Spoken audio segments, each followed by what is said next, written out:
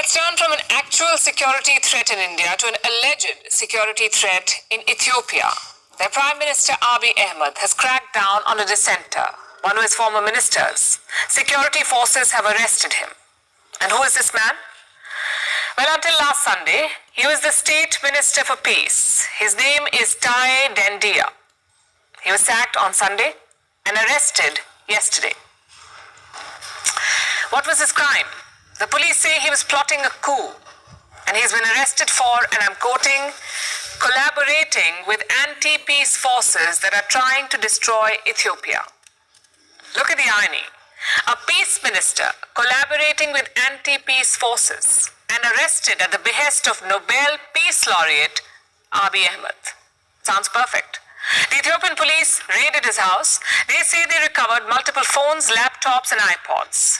They also picked up, and I'm quoting again, many flashlights, Kalashnikov rifles, and guns with bullets. That's an interesting way for the police to put out a list.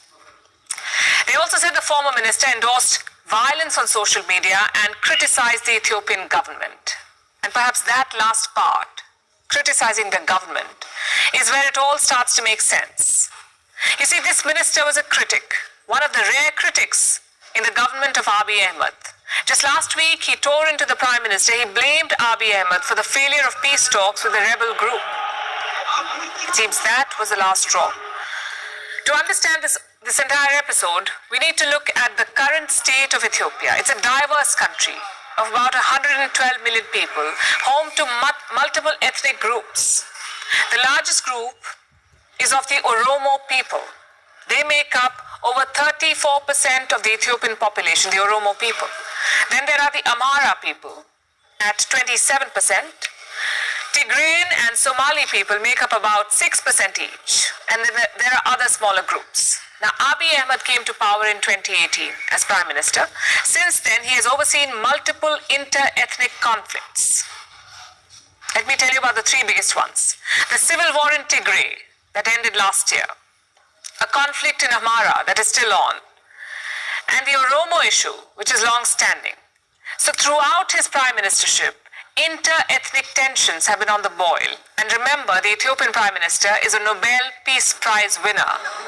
But he's struggling to keep peace. Recently, there was some hope. Last month, the Oromo militia held talks with the government, the second round of talks, and there was hope during the second round, but then the talks failed. And a spate of attacks took place immediately after. Dozens of people died in this round. And since 2018, almost 9,000 people have died in Ethiopia's Oromo region. That's when the latest round of conflict began in 2018. 9,000 people dead and counting, and peace talks have failed. So the minister slammed the prime minister. He was promptly sacked.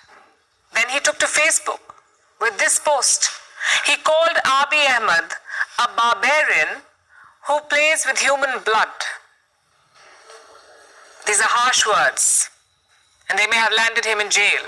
He's been accused of collaborating with anti-peace forces and conspiring to overthrow the government. His wife has apparently been asked to vacate their home in 3 days. All of this reeks of retribution and puts another stain on Abiy Ahmed's record. There were a lot of hopes from the Ethiopian Prime Minister in 2018. He won the Nobel Peace Prize. He was expected to bring stability to Ethiopia. But his tenure has been anything but stable and peaceful. I've said this in the past and I'll say it again. There should be a mechanism to rescind a Nobel Peace Prize. And Abiy Ahmed would be a good candidate to start with. Okay, thank you everyone. Please follow us and subscribe our channel. Thank you.